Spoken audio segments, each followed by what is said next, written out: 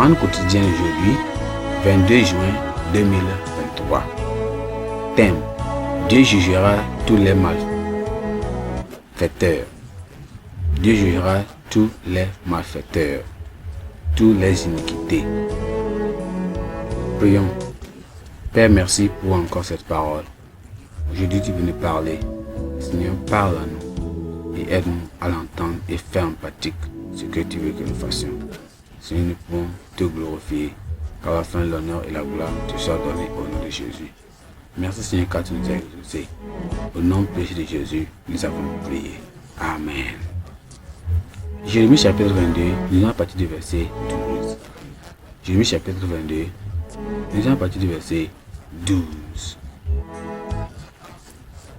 Mais il mourra dans le lieu où on l'amenait captif, et il ne verra plus ce pays. Malheur à celui qui bâtit sa maison par l'injustice et ses chambres par l'iniquité, qui fait travailler son prochain dans le pays sans lui donner son salaire, qui dit: je me bâtirai une maison vaste et des chambres spacieuses, et s'y fait percer des fenêtres, la labrisse de cèdre et la peine en douleur en couleur rouge.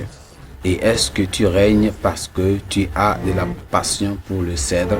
Ton père ne mangeait pas-il pas et ne veut-il pas, mais il pratiquait la justice et l'iniquité, et il fut heureux. Il jugeait la cause du pauvre et de l'indigent, et il fut heureux. N'est-il pas, n'est-ce pas là me connaître, dit moi l'Éternel? Mais si tu n'as pas des yeux pour voir et un cœur que pour te livrer à la cupidité, pour répandre le sang innocent et pour exercer l'oppression et la violence. Si nous lisons jusqu'au 30, nous allons voir ce que l'Éternel parle concernant son jugement sur les malfaiteurs. Sur les malfaiteurs. Sur les gens qui font du mal. Les malfaiteurs. Alors, le verset clé, c'est le verset 13 qui dit: malheur à celui qui bâtit sa maison par l'injustice et ses chambres par l'iniquité, qui fait travailler son prochain dans le pays sans lui donner son salaire. On suppose souvent que dans la vie, les puissants peuvent littéralement s'en tirer avec n'importe quoi. Les richesses, les influences et leurs larges autorités les confèrent en quelque sorte une aura qui les empêche de rendre compte de leurs actes. Avec le temps, ils peuvent même commencer à supposer qu'il n'y a rien de mal dans leur action. Mais s'ils peuvent éviter les hommes, ils ne peuvent jamais échapper au jugement inévitable de Dieu. Joachim, le fils de Josia, a été enseigné à vivre et à mener une vie de justice par son père, mais s'est écarté de son bon exemple. Alors, il est devenu méchant et même a beaucoup opprimé et exploité son peuple.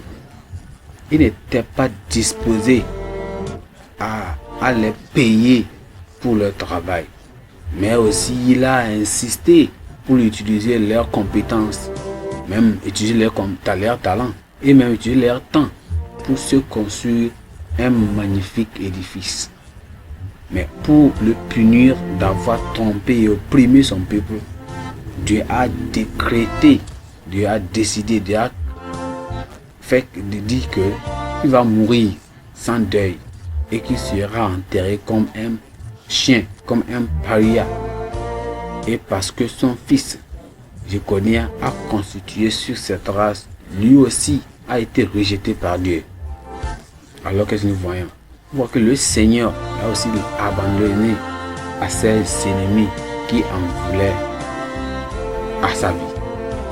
Il partira dans un exil dont il ne reviendra jamais au pays. Il deviendra le dernier roi de Juda de la lignée de Salomon et n'aura pas d'enfant pour lui succéder.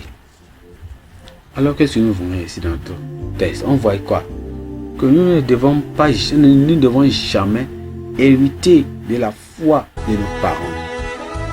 Nous devons faire un choix définitif pour établir personnellement une bonne relation avec le Seigneur. Nous devons nous efforcer de suivre les exemples de Jésus-Christ et éviter toutes les mauvaises pratiques telles que la fraude, c'est-à-dire le vol, la tricherie, la convoitise et même l'égoïsme. Parce que nous savons que là où nous sommes égarés, nous devons nous aussi faire comment? Repentir et retourner au Seigneur. Que le Seigneur nous aide à revenir pour éviter le jugement à venir. Pensée du jour. Nous payons le prix fort pour le mal. Évitons-le.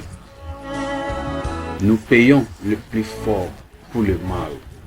Alors, évitons-le. Évitons-le.